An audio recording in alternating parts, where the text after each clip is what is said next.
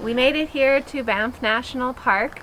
We are at Tunnel Mountain Village 2 campground, but these couple of nights here in Banff have a little bit of a twist. We are actually leaving Vivian parked, and we have a bit of a surprise as to where we're staying. So come, let me show you where we're staying.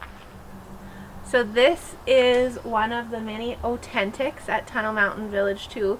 We've got a whole little village of oTENTiks. As we were driving in, I said it just seems like a little cottage cabin area. It's very cute. We'll show you a little bit more around the area, but for now, come and have a look inside the oTENTik. We have everything we need here. There's a lot of room for sleeping, I think up to 6 people, and there's a few other little things like a table and chair. Basically just a nice little setup with electricity. We're fairly close to the washroom that has showers, so it's kind of just another fun opportunity to try something different, and we really wanted to share that with you guys. And we'll be here for the next 2 nights, so we look forward to seeing what it's like to stay in an oTENTik. We're having supper thanks to the barbecue provided by Parks.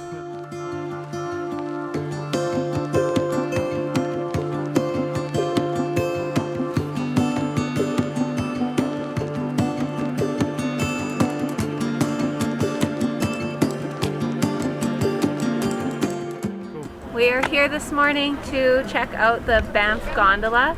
It goes up to the top of Sulphur Mountain, and there is an Interpretive Center and some trails up there that you can take. We actually have done the hike before up that goes under the gondola, but we've never actually been on it, so we're excited to try that out today. We're on the gondola.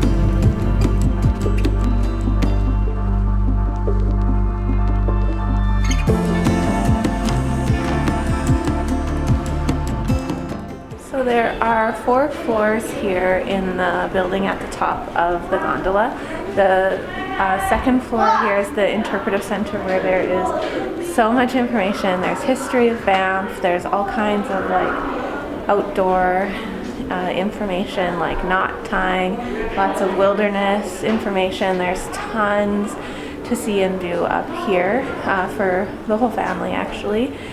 There's a floor that has a restaurant on it, and the top floor where we're going to head to now has the viewing platforms.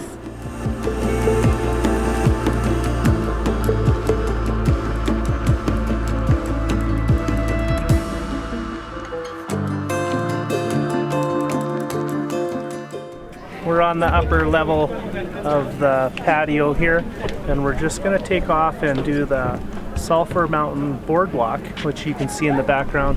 We'll find out what it is for steps. It looks pretty easy going.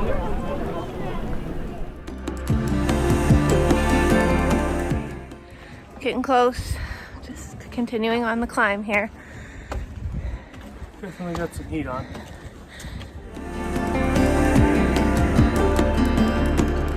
To the top, up to the old weather station. Once you get to the top, there's not much else to do other than head back down.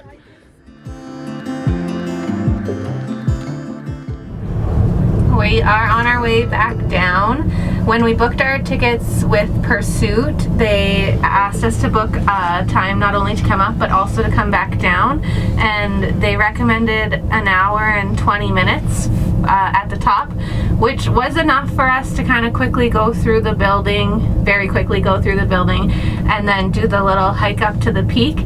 But if this was your first time, because I know we had spent quite a bit more time in the Interpretive Center the first time we were here, so if this is your first time, I'd say you would need probably close to 2 hours.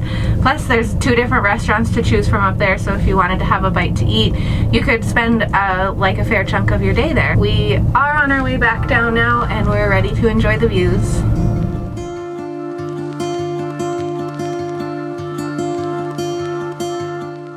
There's a couple of brand new changes here in downtown Banff. One of them is that you now have to pay for parking downtown.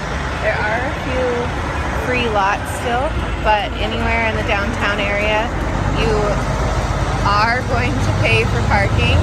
And the second change here in downtown Banff that's new this summer is that the whole main street here, Banff Avenue, is now pedestrian only. So you can see lots of patio space and lots of room for pedestrians. Lots of pedestrians. Time for a late lunch, and a great spot for a quick bite is the Eddie Burger and Bar.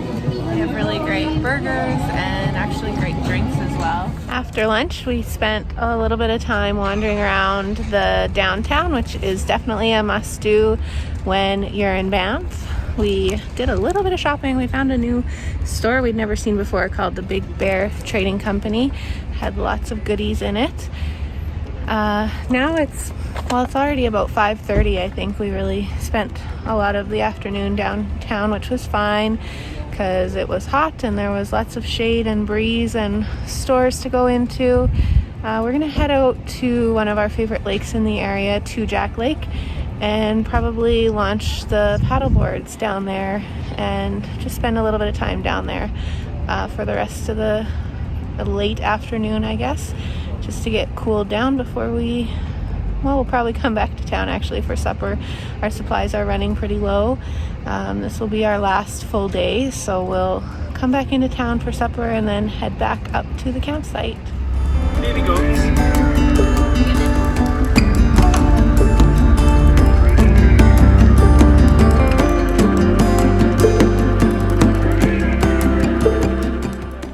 Time to head out on the water. There goes Trav. Okay, are you guys ready?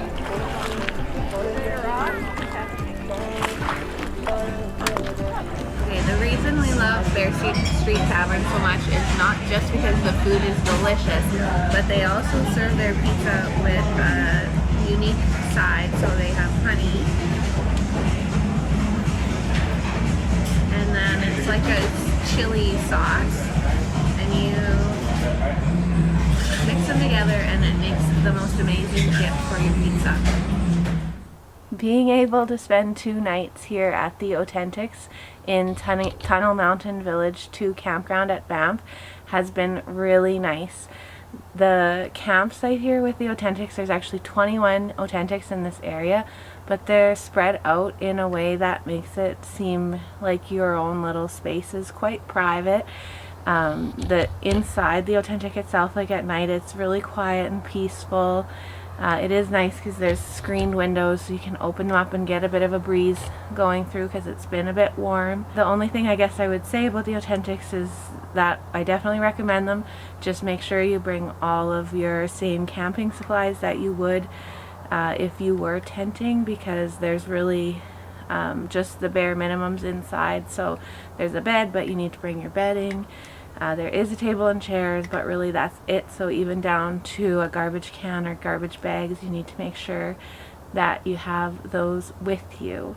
Other than that, I just wanted to give you a quick little look around the campsite. It's very basic, but it does actually include a barbecue, and then there's a locker that the barbecue gets put into that's food safe, and it's actually so big we can fit our big cooler in there. So it's been really nice to be able to have that all right here. So let me just give you a look around here. So you can see right here is the food locker, and then the barbecue stand with the propane supplied,